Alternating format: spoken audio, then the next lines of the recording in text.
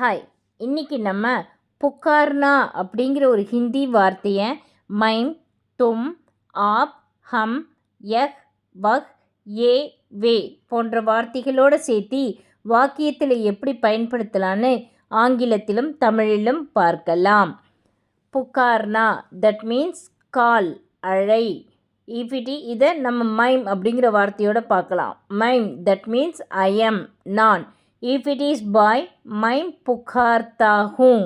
Girl, மைம் புகார்த்தி ஹூம். That means I call, நான் அழைக்கிறேன்.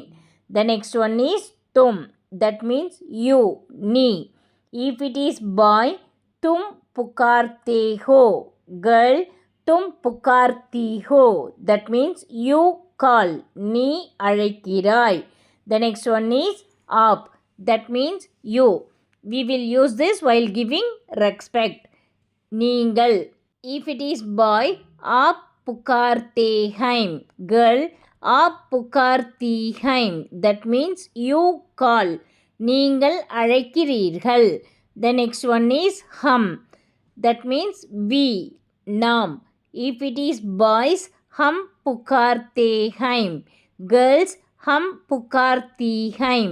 That means we call, நாம் அழைக்கிறோம். The next one is யஹ், வஹ். That means he, she, it. இவன், அவன், இவள், அவள், இது, அது.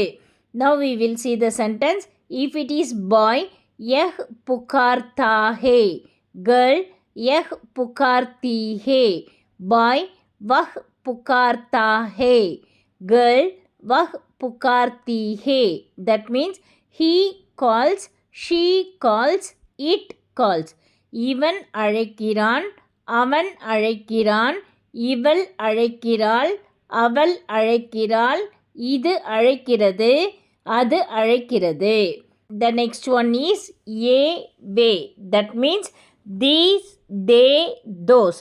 இவர்கள், அவர்கள், இவைகள், அவைகள். Now we will see the sentence. If it is boys, ये पुकारते हैं. Girls, ये पुकारती हैं.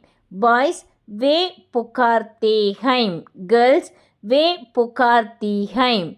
That means these call, they call, those call. இவர்கள் அழைக்கிறார்கள், அவர்கள் அழைக்கிறார்கள், இவைகள் அழைக்கின்றன, அவைகள் அழைக்கின்றன.